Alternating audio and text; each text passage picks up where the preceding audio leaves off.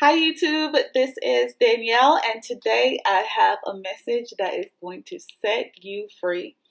Um, I prayed for this, uh, and it is truly remarkable that I am able to see God's grace, I am able to see God's mercy, and I'm able to see God move in such a wonderful, wonderful way. There are so many things that I give him thanks for, but this message is especially special to me because it really reinforces that um, what he has called me to do is really what he has called me to do. And I know I wanted to continue my 10 Commandments lecture, but this this is too important.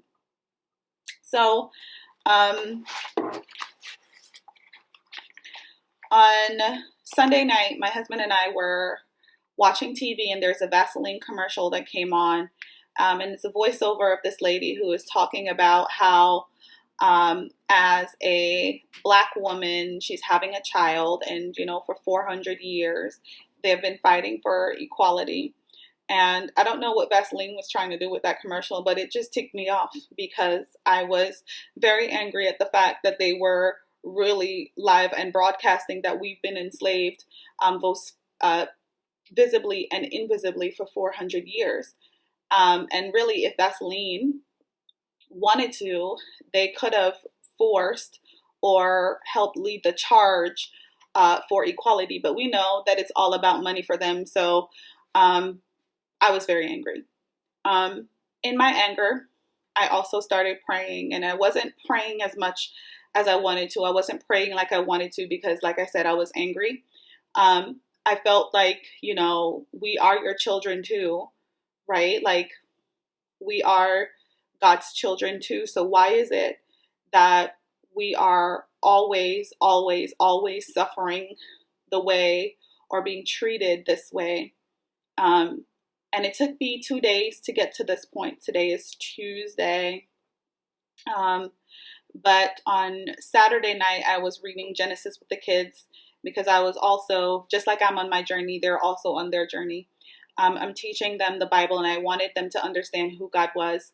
So I read Genesis 1. And so today, he just told me to go finish reading Genesis. And so today's sermon or Bible study is really just going to be talking about or going through the chapters of Genesis 2 through 16 and just how that applies to us as Black people and not just Americans, right? I really want you guys to understand that it's not just Americans because racism is everywhere, and American got it from their daddy, which is Europe. So the apple doesn't really fall far from the tree. So if you are international and you are watching this, I hope you too find comfort in knowing that God sees and hears you. So I started in Genesis 2, and in reading Genesis 2, I went through the genealogy from Adam to Noah. And what struck me was how long they lived. Adam lived to be 930, Seth lived to be 912, Enosh lived to be 905, Kenan lived to be 910, Mahalalel lived to be 895, Jared lived 962, Enoch, who loved Jesus, lived to be 365, and he was actually one of the youngest, or the youngest when he died. Methuselah lived to be 969, and Lamech lived to be 777. 777, that's a perfect number. And then there's Noah. And really, I'm going to talk about the story of really Noah. We're going to get over to Abram before he becomes Abraham too, just to talk about just where we are, who we are, and how we got here. So before we get into it, I did some research, and I went on the BBC, and they were just talking about how long the slave trade was. And, the 400 years in the Vaseline commercial is a uniquely American number. But the real number is 520 years. The slave trade started in the 15th century with Portugal. And as I was reading it, I read the article. It's like 520 years. And as I was reading the Bible too, and I was going through the ages of these men from Adam all the way over to Noah or Lamech, I realized that all of these men lived to be in their 900s, right? Like that's almost a century. That's so crazy. And so I wrote in my notes, what is 520 years to God? And I wrote that down and I started thinking about it, and it made me feel secure in knowing that what is 520 years to God when He allowed people to live almost into to be centurions. I guess that's how you say it. As I read, though, I went over to Genesis 6. And in Genesis 6, verse 3, he says, "My spirit will not remain with humans forever, for they are corrupt. Their days will be 120 years. So after I wrote what is 520 years, I read the verse, and it made me realize that God had ordained for us to live at least 120. And the reason why we were living, or all of these men from Adam all the way over to Lamech were living that long, was because God's spirit was with them. And He took His spirit away because we were acting up. Let's be clear. There was just a lot of wickedness going on. He says, the Lord saw how great the wickedness of the human race had become on the earth, and every inclination of the thoughts of the human heart was only evil all the time. So He took away His spirit from us. And so we no longer live to be as almost centurions, but now we were just going to live up to 100 and something years. And the reason why He took all of that away from us was because we were evil. And He realized that the longer we lived, the more eviler we were going to be becoming. And so He just couldn't deal with it. He regretted making us.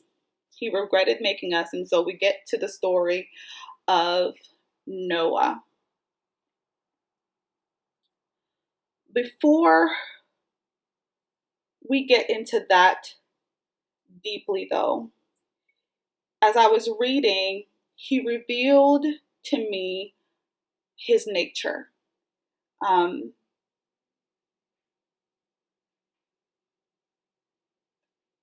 When I first started following Christ, I love this verse, and it says, all things work for the good of those that love Him. And I used to say to myself, not some things, not a little bit of things, but all things. And so even in our rebellion, and He is correcting us, He will always tie a curse with a blessing. So if you think about the snake that had convinced Adam or Eve to eat the fruit, He cursed them, and He told them that, you'll always crawl on your belly on the ground.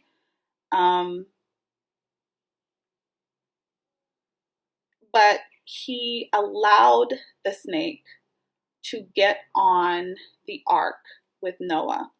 And He specifically says in Genesis 6, verse 20, 2 of every kind of bird and every kind of animal, and 2 of every kind of creature that moves on the ground. Last week's lesson just talks about how precise God is, and He doesn't waste any words. He was precise in letting us know that even though He had cursed the snake specifically to be a ground dwelling animal or creature, He wanted us to know that those snakes were also included in the ark. He cursed the snake, but he allowed the snake to be included on the ark. Even though he banished Cain for killing Abel, he protected Cain from being killed by others. So the story of Cain and Abel goes like this, where Cain and Abel were giving God a sacrifice. God loved Abel's because it was, better. Cain got mad, got super jealous, and killed his brother. When God asked him where his brother was, he's like, I don't know. Am I my brother's keeper? And God was like, oh, no, you tripping. So he kicked him out. And before he is getting kicked out and he gets the curse, he asks God, not for forgiveness, but says, if you kick me out, people are going to kill me. And so God touches him and puts a mark on him so that he wouldn't get killed by others outside, now that he was outside of the kingdom.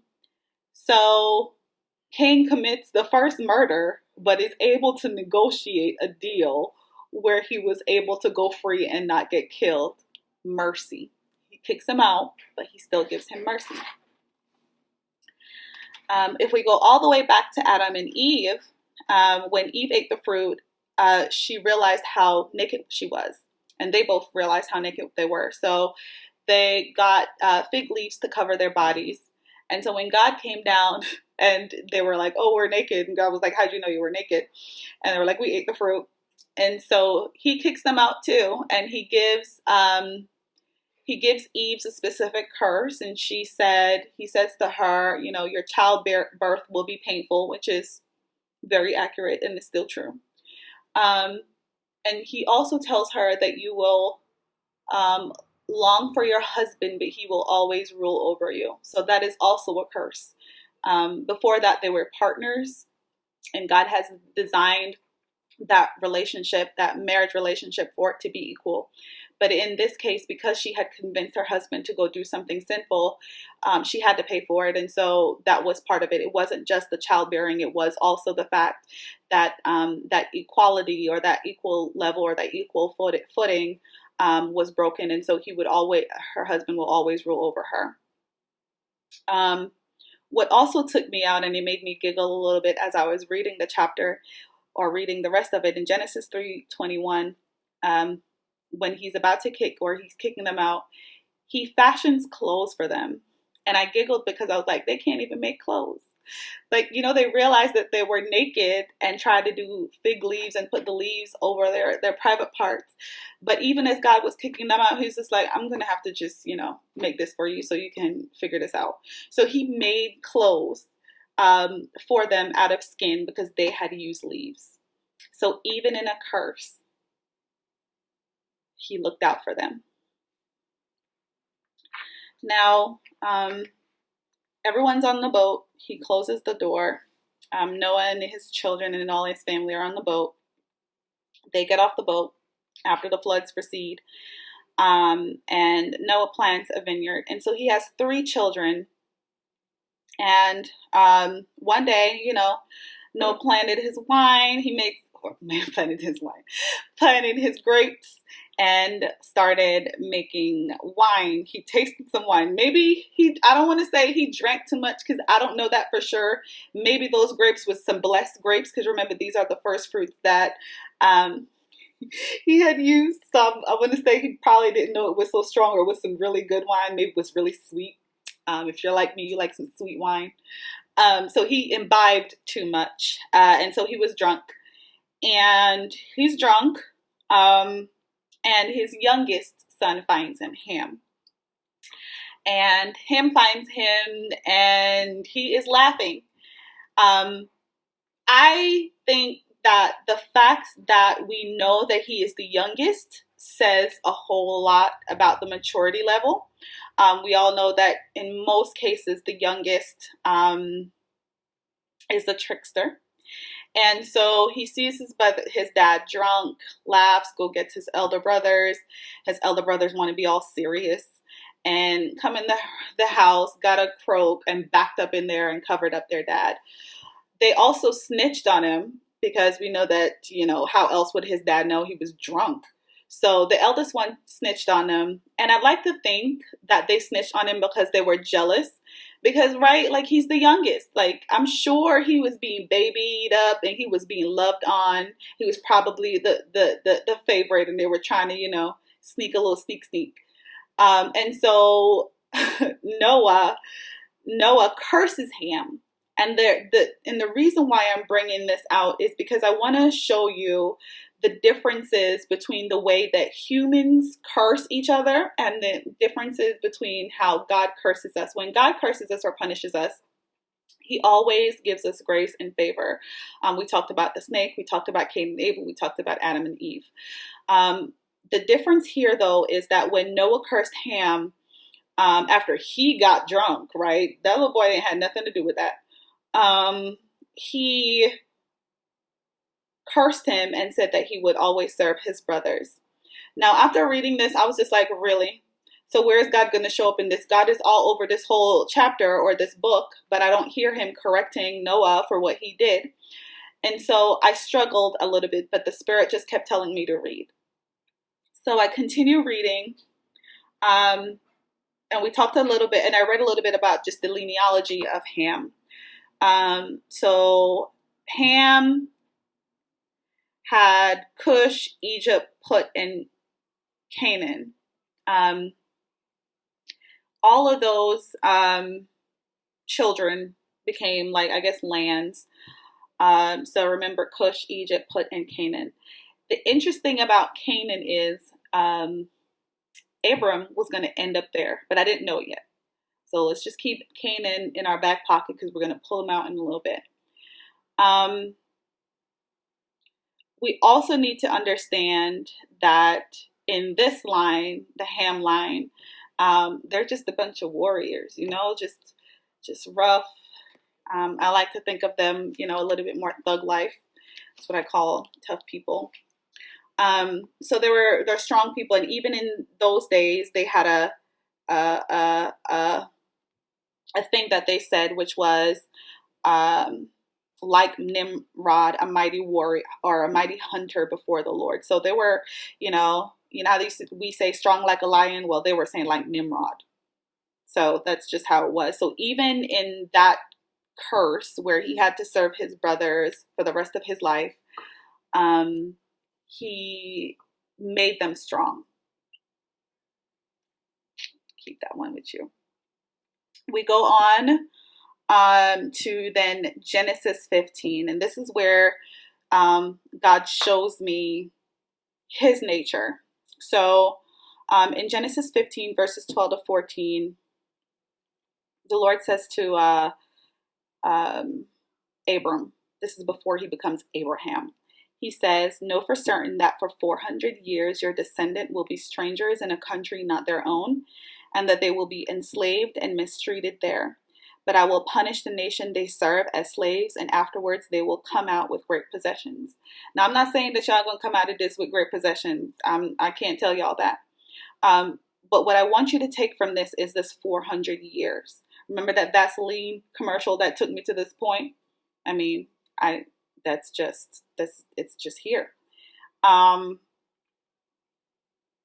So he tells them that his descendants were going to be slaves for 400 years, and that, his descendants would live forever, and that they will be too numerous to count.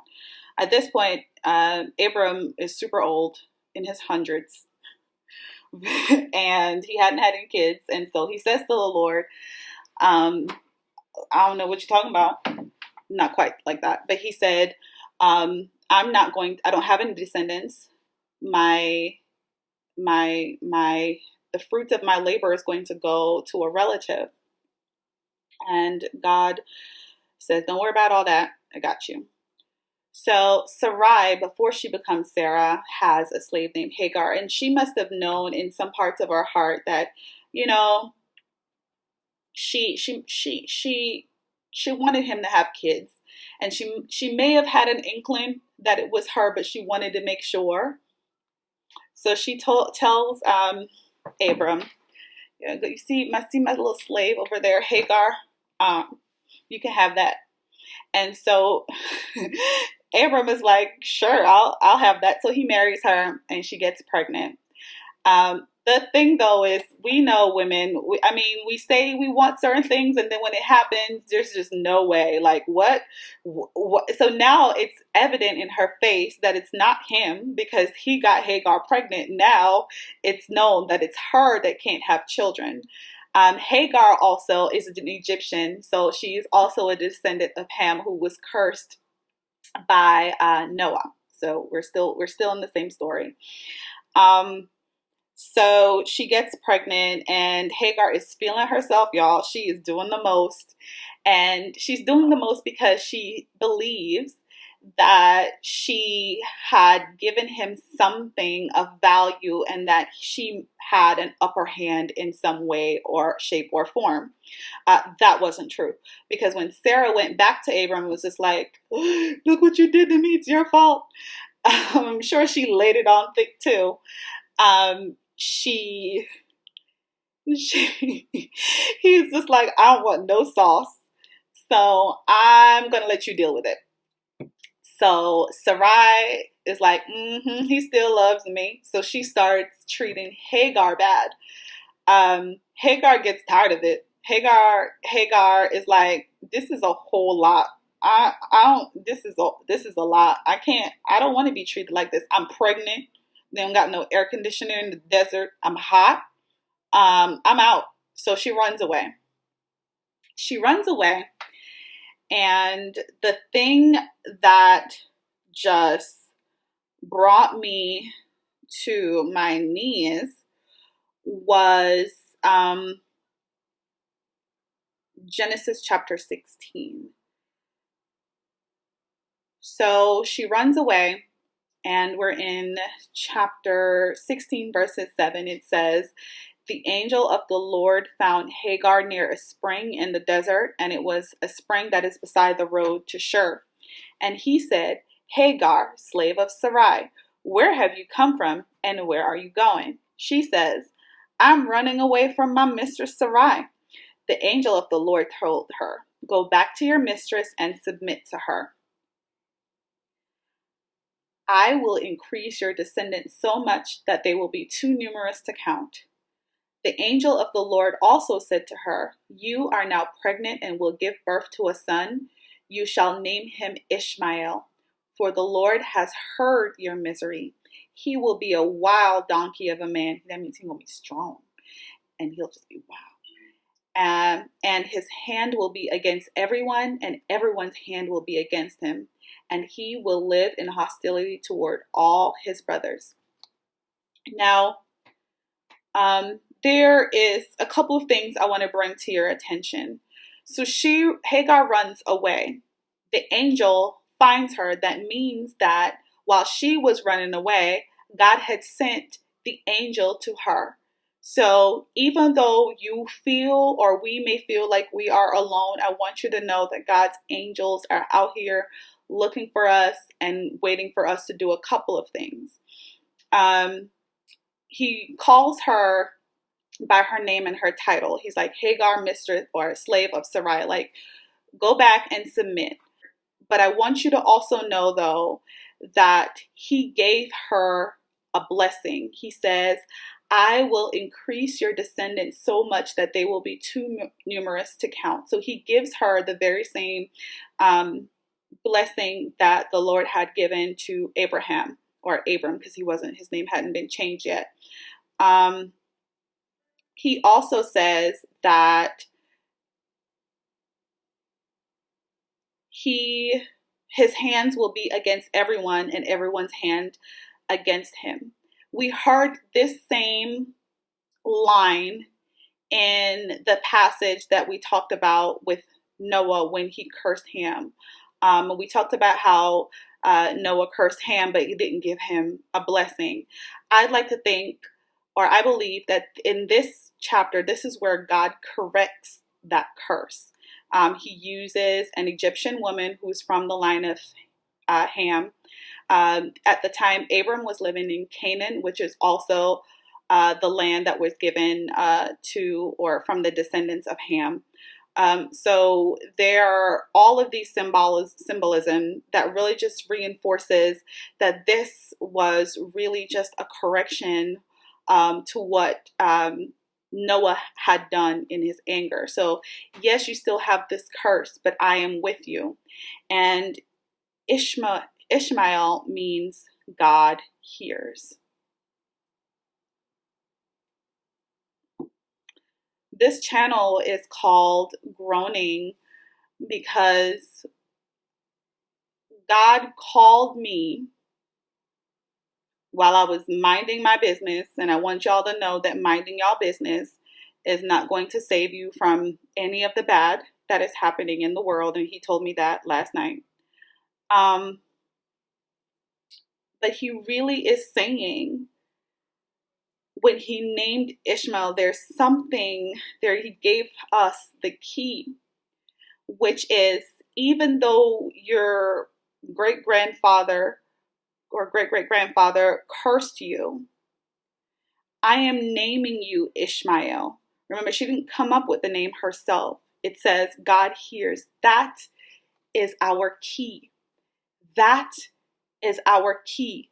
God hears. We have this curse. We know where this curse comes from. If that's what you were looking for, now you found it.